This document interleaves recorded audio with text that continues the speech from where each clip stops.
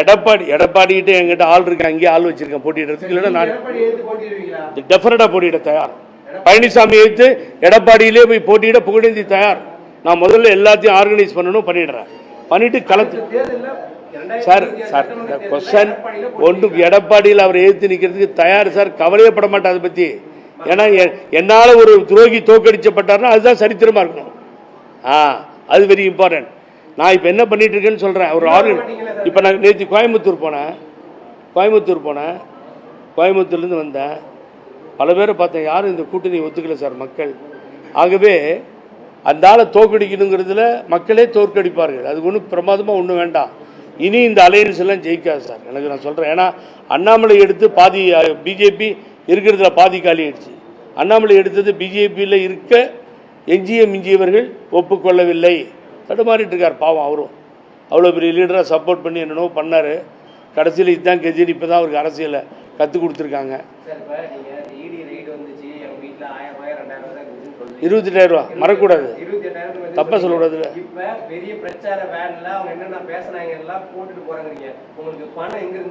வரும் ஏதோ வித்துற வேண்டியதான். சொத்து 2-3 சொத்து இருக்குது. எங்கள் அப்பா கொடுத்தாரு. கள்ளக்குறிச்சியில் ஒரு வீடு இருக்குது. அப்புறம் நானாக சொந்தமாக 2 இடத்துல வாங்கினேன். சம்பாரிச்சு எஜுகேஷன் இன்ஸ்டியூட்லாம் வச்சுருந்தேன்.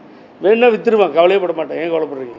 உங்களுக்கு இப்போ நான் உங்கள்கிட்ட 10 ரூபா கேட்பேன், கொடுப்பீங்களா நீங்கள் மெம்பர்ஷிப்பில்? தமிழ்நாடு மக்கள்கிட்டே வாங்குவேன். தலைவர் கட்சி ஆரம்பிக்கும் பொழுது பணம் இல்லைங்க. 71 உலகம் சுற்று வாலிபன் வரும் பொழுது பெரிய இன்கம் டேக்ஸ் ப்ராப்ளம். கவலையப்படல தலைவர். வாழ்வா சாவான்னு ஆயிடுச்சு அவருக்கு. அப்போ அதெல்லாம் யோசனை பண்ணாதீங்க. மக்கள் முடிவு பண்ணது தான். இப்போ விஜய் உள்ளே வந்துட்டார். லட்சம் தொண்டர்கள் இருக்கேன் அப்படின்னு அவர் இறங்குறார் களத்தில். எவ்வளோ பிரச்சனைகள் இருக்கு. மக்கள், தமிழ்நாடு மக்கள் ஒன்று ஞாபகம் வச்சுக்கோங்க. ரொம்ப பாராட்டக்கூடிய வாக்காளர்கள், போற்றுதலுக்குரிய வாக்காளர்கள். பார்லிமெண்ட்லாம் பாருங்கள், ஒரே மாதிரி டிசிஷனை தராங்க, மாற்றி தரமாட்டாங்க. That is shrewd. அவங்களுக்கு தெரியும் காசை கொள்ளடிச்ச காசை கொடுக்குறான், வாங்கி வச்சுட்டு ஓட்டு போடக்கூடாதுன்னு தெரியும். போவோம், தெருவாக போவோம். நீங்கள் உங்களுடைய ஆதரவில் புகழேந்தி தமிழ்நாடு பூரா தெரிஞ்சிட்டேன். ரோட்டில் போனால் எல்லோரும் புகழேந்தின்றாங்க. நான் சொல்கிறது ஏற்றுக்கிறாங்க. என்ன நடக்குதுன்னு பார்ப்போம். Edappadi correct, you are correct. Know that is totally wrong. இவங்க சொன்ன இந்த மீட்டிடுவன் இருக்கு. இல்லை மீட்டிடுவேன் அப்படிங்கிற வார்த்தை தவறான வார்த்தை. அதிமுக என்னோட இது. பழனிசாமி தான் என்கிட்ட இருந்து மீட்கணும். நான் பழனிசாமிகிட்ட இருந்து மீட்க வேண்டிய அவசியம் இல்லை. அவர் யாரை வேணாலும் கூட வச்சுக்கிட்டோம். மக்கள் தான் இதை தீர்மானிக்கணும். மக்கள் தீர்ப்பு அதை பாருங்க சார், பொறுத்திருந்து பாருங்க சார். ஒரு திருமாவளவன் ஒரு கட்சி ஆரம்பிச்சாரு. இன்னைக்கு எந்த நிலைமையில் மக்கள் செல்வாக்கோடு இருக்காரு. ரைட் ஆர் ராங் வர சீமான் ஒன்று ஆரம்பிச்சாரு. தவற பெரியாரை திட்டினார், அது எதிர்த்தோம். அது எந்த அளவில் செல்வாக்கா போய் முடிஞ்சது. வைகோ ஒன்று ஆரம்பிச்சாரு, கெட்டு போகல மறுமலர்ச்சி திமுகன்னு. ஏதோ ஒன்று பண்ணணும்னு நம்ம ஆசைப்படுறோம்ல, அதை தான் சொல்லிட்டு இருக்கேன். இதை மக்கள் தானே முடியும் சார். மக்கள் வாக்களிக்கணும் சார். என் கூட 2000 பேரை கூட்டு நிறுத்துறது முடிவாகாது. தட் இஸ் மக்கள் to decide, no other way. Election கமிஷன்லேருந்து ஒரு லெட்டர் வந்திருக்கு.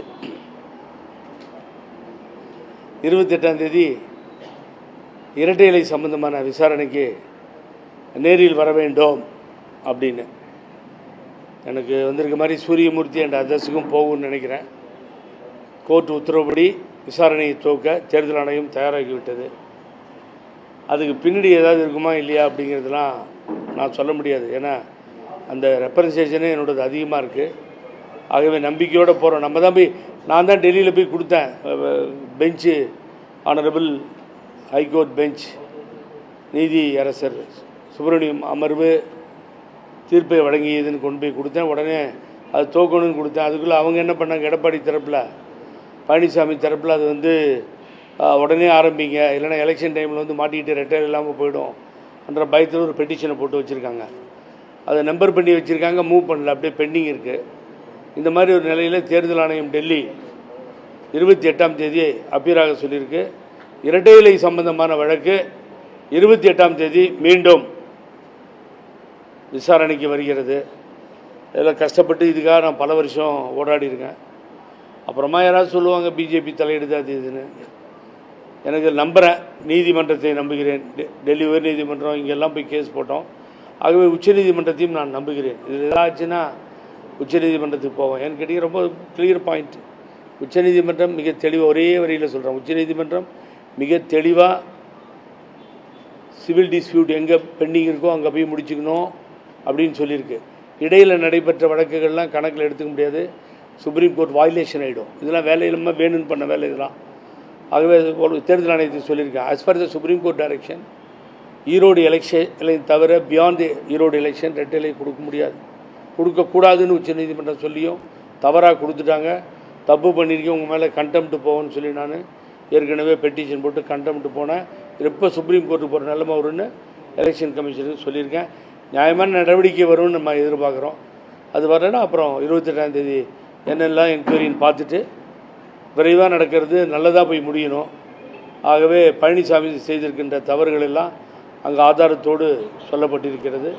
அப்படி சரியாக வரலைன்னா அடுத்து உச்சநீதிமன்றத்தை நோக்கி நகர வேண்டியிருக்கும். இதுதான் நான் இப்பொழுது எனக்கு கிடைத்த தகவலை உங்களோடு நான் பரிமாற்றம் செய்து கொண்டிருந்த கரண்ட் நியூஸ். ஃபஸ்ட்டு எனக்கு தான் அந்த இன்டிமேஷன் வந்தது, உங்களோட ஷேர் பண்ணிட்டேன் நான். பிளே ஸ்டோர் மற்றும் ஆப் ஸ்டோரில் இருந்து பாலிமர் செயலியை QR கோடு மூலம் பதிவிறக்கம் செய்யுங்கள். செய்திகளை உடனுக்குடன் பெறுங்கள்.